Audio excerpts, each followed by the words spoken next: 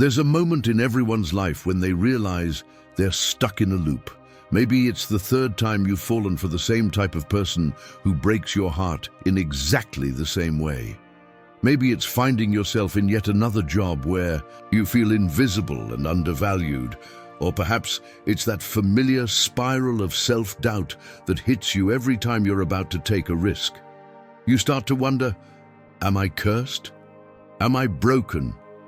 Why does this keep happening to me?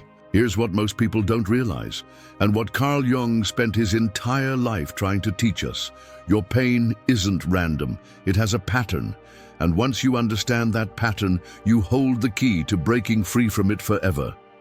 Jung once said, "Until you make the unconscious conscious, it will direct your life, and you will call it fate." Think about that for a moment. The very thing you've been calling bad luck or just the way things are might actually be your unconscious mind running the same program over and over again, like a broken record you can't seem to turn off. But here's the revolutionary part. Jung didn't just identify this problem, he created a roadmap for solving it. And today, we're going to walk through that roadmap together. Most people spend their entire lives reacting to pain rather than understanding it. They take pills to numb it, dive into distractions to avoid it, or simply resign themselves to carrying it forever. But Jung saw something different. He saw pain as a messenger carrying crucial information about the parts of ourselves we've lost, rejected, or never learned to integrate. Your visions become clear when you look into your heart. Who looks outside dreams. Who looks inside awakens. Jung wrote, "This isn't just poetic language, it's a fundamental truth about human psychology. The patterns that keep showing up in your life aren't happening to you, they're happening through you. They're expressions of unconscious parts of your psyche that are trying to get your attention." Let me tell you about Sarah, a woman who came to see Jung in the 1920s. She had been married 3 times, and each marriage had ended in almost identical circumstances. Her husbands would start out loving and attentive, but gradually become distant and critical. By the end, they would tell her she was too needy, too emotional, too much.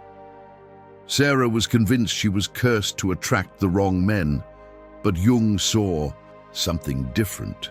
He recognized that Sarah was unconsciously playing out a pattern that had nothing to do with the men she was choosing, and everything to do with the relationship she had with herself. Through their work together, Sarah discovered that she had learned early in life that love was conditional, that she had to earn it by being perfect, by never having needs of her own. When her natural human needs inevitably surfaced in her relationships, she experienced them as dangerous and shameful, unconsciously pushing her partners away while simultaneously clinging to them. Jung understood that Sarah's pattern wasn't just about her romantic relationships, it was about something much deeper, what he called the unlived life.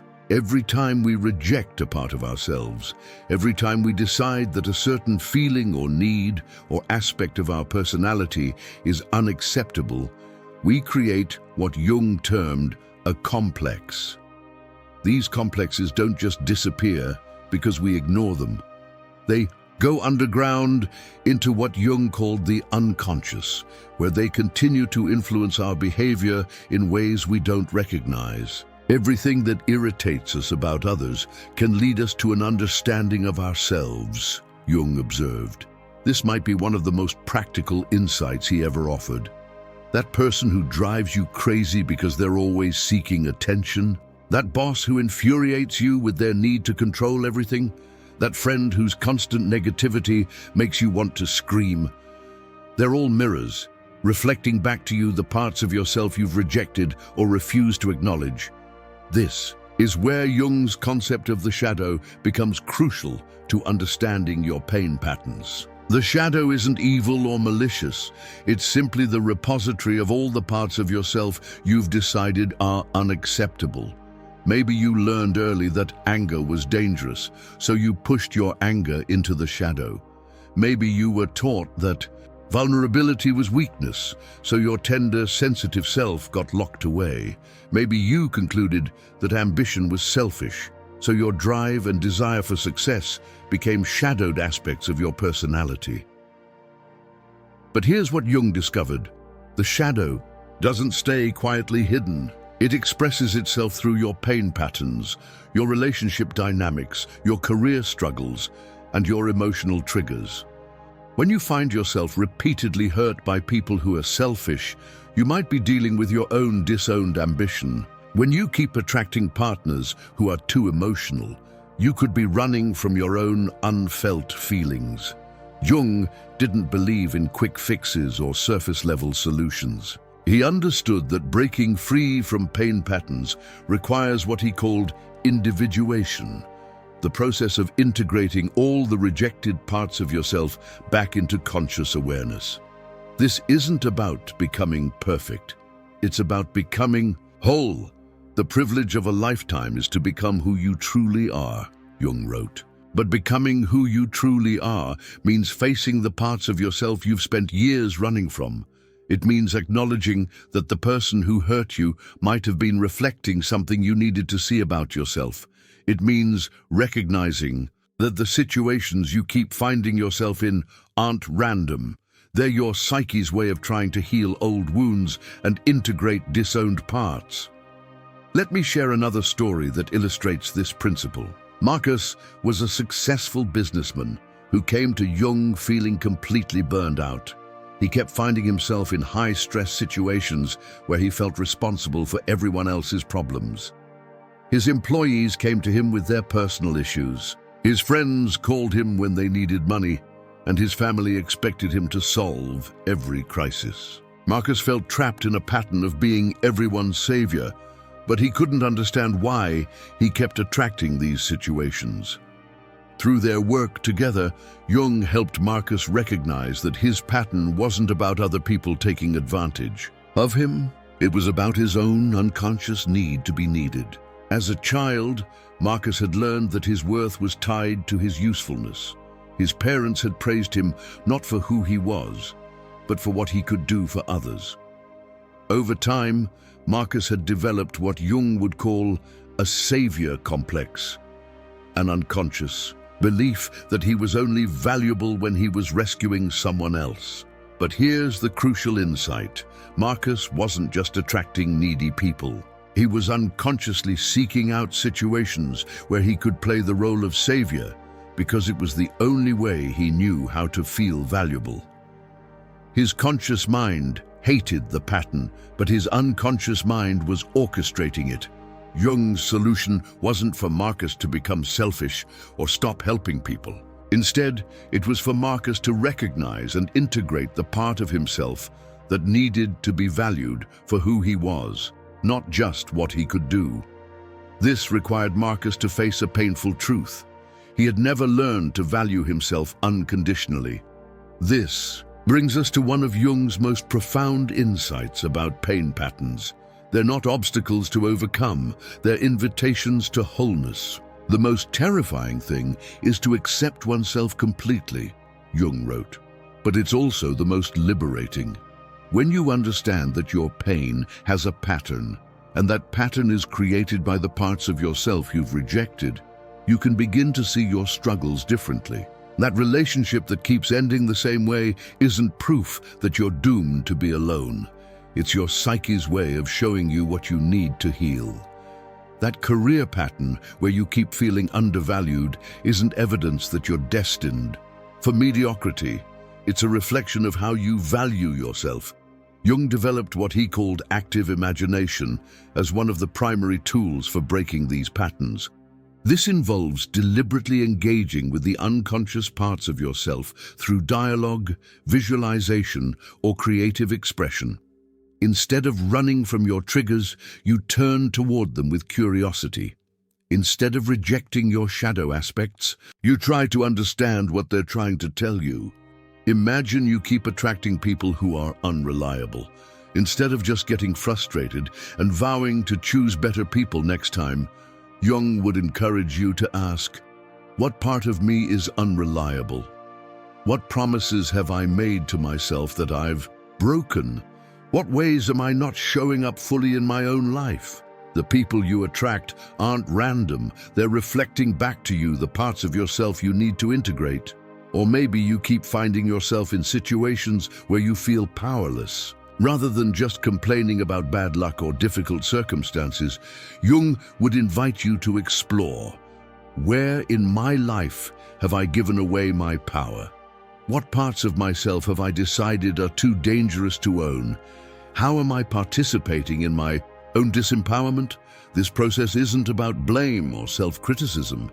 It's about recognition and integration. Jung understood that we can't change what we're not aware of, and we can't integrate what we continue to reject. The most important question anyone can ask is, what myth am I living? Jung once said. Your pain patterns are often expressions of unconscious myths, stories you tell yourself about who you are and how the world works. Maybe you're living the myth of the victim, always finding yourself in situations where you're being taken advantage of. Maybe you're living the myth of the hero, always taking on more than you can handle because you believe everyone else depends on you. Maybe you're living the myth of the perfectionist, never allowing yourself to be seen as flawed or human. These myths aren't inherently good or bad. They're just limited. They represent only one aspect of your full humanity. The victim myth contains wisdom about injustice and the need for boundaries, but it becomes problematic when it's the only story you can tell about yourself. The hero myth contains truth about service and responsibility, but it becomes destructive when it prevents you from receiving help or acknowledging your own needs. Jung's approach to breaking pain patterns isn't about eliminating these myths, but about expanding them.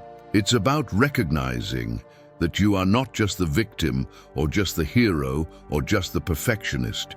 You are a complex, multifaceted human being with access to many different ways of being in the world.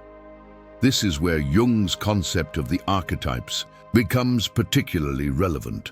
Jung identified universal patterns of human experience that exist in what he called the collective unconscious. These archetypes, the lover, the warrior, the sage, the innocent, the rebel, and others, represent different aspects of human potential. Your pain patterns often arise when you've identified with only one or two archetypes while rejecting others. For example, if you've identified strongly with the caregiver archetype, you might find yourself constantly giving to others while neglecting your own needs. Your pain pattern might involve feeling burned out, resentful, or taken for granted. Jung would suggest that healing requires integrating other archetypes, perhaps the warrior who knows how to set boundaries, or the lover who knows how to receive as well as give. The process of breaking pain patterns through integration isn't always comfortable. Jung was honest about this. There is no coming to consciousness without pain. But he also understood that this pain is different from the repetitive suffering of unconscious patterns. It's the pain of growth, of expansion, of becoming more fully yourself. One of Jung's most powerful techniques for pattern recognition was what he called amplification.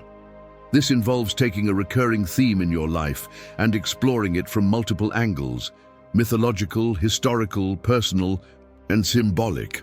Let's say you have a pattern of starting projects with great enthusiasm, but never finishing them.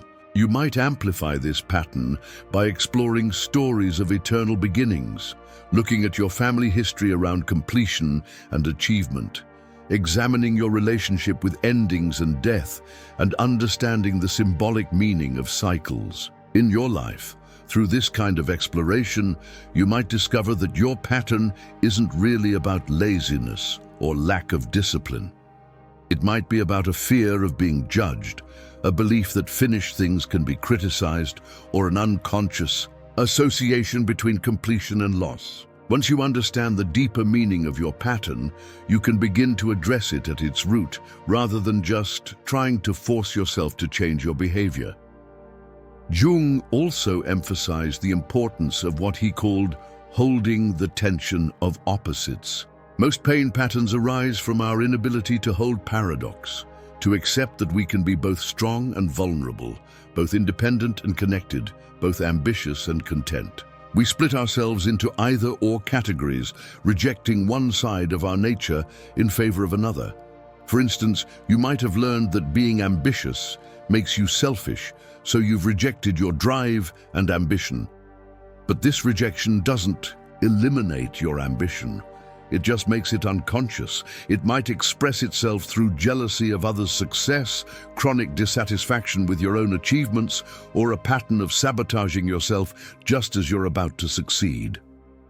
Jung's solution isn't to choose between ambition and selflessness, but to find a way to hold both. This might mean recognizing that healthy ambition can actually serve others, or that pursuing your own goals with integrity can be a form of service to the world. The process of integrating opposites requires what Jung called the transcendent function, the ability to hold two seemingly contradictory truths simultaneously until a new, more complete understanding emerges. This isn't about compromise or finding the middle ground. It's about expanding your capacity to contain complexity. As you begin to work with your pain patterns in this way, you might notice something remarkable happening. The people and situations that used to trigger you start to lose their power, not because you've become numb or detached, but because you've integrated the parts of yourself that were being reflected back to you. When you own your own anger, other people's anger doesn't destabilize you in the same way. When you accept your own needs for attention and recognition, you're less likely to be triggered by people who seem needy or attention-seeking. This is what Jung meant when he said, "The meeting of two personalities is like the contact of two chemical substances. If there is any reaction, both are transformed." When you change your relationship with yourself, you automatically change your relationship with others. The patterns that once seemed to control your life begin to shift and transform. Jung understood that this work isn't a one-time event, it's a lifelong process. Knowing your own darkness is the best method for dealing with the darknesses of other people, he wrote. The goal isn't to eliminate all pain or to become immune to life's challenges. The goal is to relate to your pain differently, to understand it as information rather than as evidence of your failure or inadequacy. As you develop this new relationship with your pain, you might find that it begins to serve you in ways you never expected. Pain becomes a teacher, showing you where you're still growing, where you still have parts of yourself to reclaim and integrate. Difficult relationships become opportunities for healing rather than evidence of your poor judgment. Challenging situations become invitations to expand rather than proof of your limitations. This shift in perspective is what Jung called individuation, the process of becoming who you truly are, rather than who you think you should be or who others want you to be. It's about recognizing that your pain patterns aren't flaws to be fixed, but aspects of yourself to be understood and integrated. The journey from unconscious pain patterns to conscious integration isn't always easy, but it's profoundly transformative. As Jung wrote, "I am not what happened to me. I am what I choose to become." When you understand that your pain has a pattern, and that pattern is created by the parts of yourself you've rejected, you gain the power to choose differently. You begin to see that you're not a victim of your patterns. You're their creator. And if you created them, you have the power to transform them. This isn't about willpower or positive thinking. It's about the deep, transformative work of integrating all aspects of yourself into a more complete and conscious whole. Your pain has been trying to teach you something important about yourself. It's been pointing you toward the parts of your psyche that need attention, integration, and healing. When you learn to listen to your pain with curiosity rather than judgment, when you begin to see your patterns as information rather than evidence of your inadequacy. You open the door to a fundamentally different way of being in the world. Jung knew that this transformation was possible because he had witnessed it countless times in his work with patients. He had seen people break free from patterns that had controlled their lives for decades. He had watched individuals integrate their shadow aspects and discover new levels of creativity, authenticity, and peace.